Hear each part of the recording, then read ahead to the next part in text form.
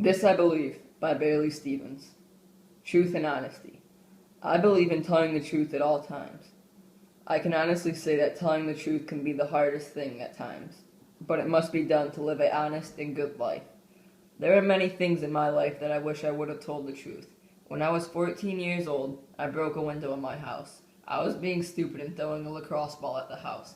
I was so scared of the consequences. I knew my dad would be furious, so I quickly started to make an excuse. When he got home, I just told him that I was just watching TV, and then a ball came flying through the window. He was furious, just as I imagined, and he said he would find out who did this. I was so nervous. At that moment, I thought of just coming clean and telling the truth, but I was too scared and too deep into the lie already. My dad asked me if I saw anything, then just out of nervousness, I said that I saw a kid running away. He went to the neighbor's house asking what their kids were doing earlier today. The only kids in the neighborhood. Their parents said they were gone all day. This is the point where I started to think my dad expected something. I kept thinking how much better it would have been if I would have just told the truth. The next day, the window repairman came and fixed the window. I thought that it was all over now, and that I got away with my little lie that just grew and grew. Boy, was I wrong. My mom started to question me about it, hinting towards she thinks it was me, but she never directly said it.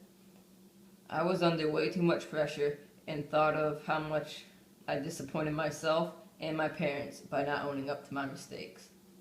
When my dad got home, he straight up said, "I think you're the one who broke the window." He said I was acting guilty and my story just didn't match up. He gave me one last chance, he said. "I could be wrong, maybe you didn't break it, but if you did, I will find out. So this is your last chance. Did you break it, or did you not?" I couldn't handle it anymore. I knew I would be in even more trouble if I didn't come clean. I told him it was in fact me.